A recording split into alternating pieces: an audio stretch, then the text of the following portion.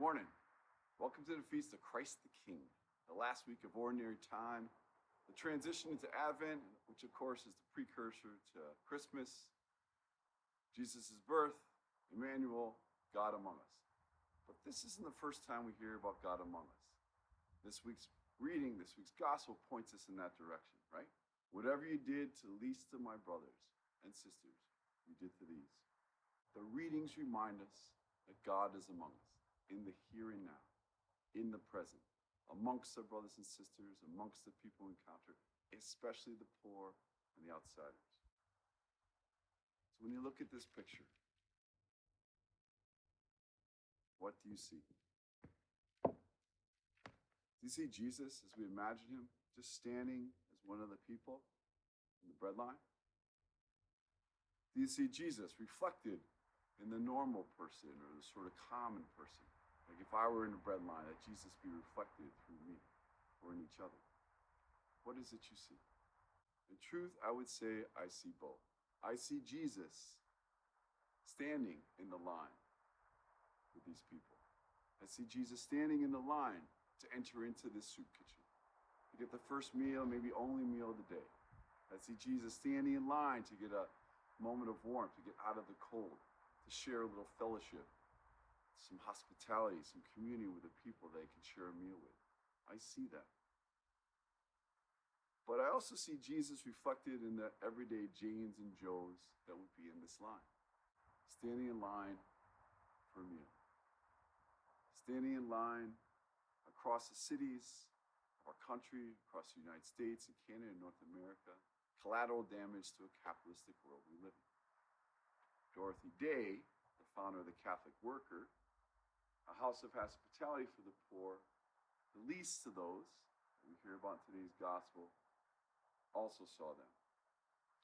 She was often quoted as saying, "When I feed the poor, I'm called a saint. When I ask why people are poor, I'm called a communist." Being a communist in the United States in the 1950s and 60s was not a good thing.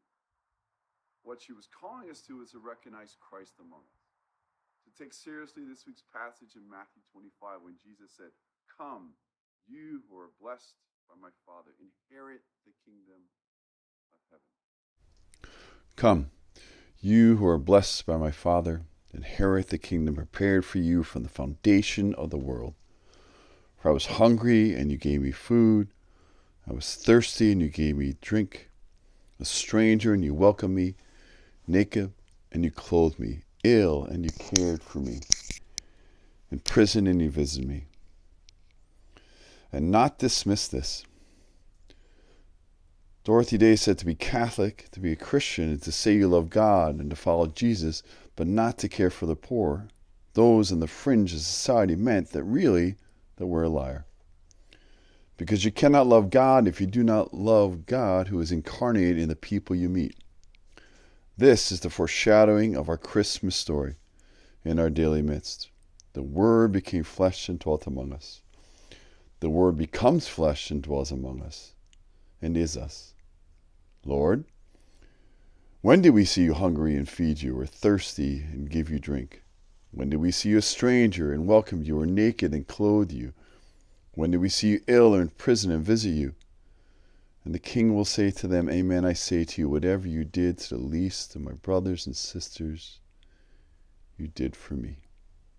So when you look at this picture, what do you see? It's a copy of one of the Catholic Worker's newspaper's cover, but what do you see? What do you not see? What do you need to get rid of so that you can see? So again, my prayer goes out, Lord, that I might see. Lord, that I might see the poor among us. That I might see you amongst the poor and amongst the people I encounter through the course of my life. Lord, that I might see. Have a great week, everybody. Thanks for walking with me. Peace.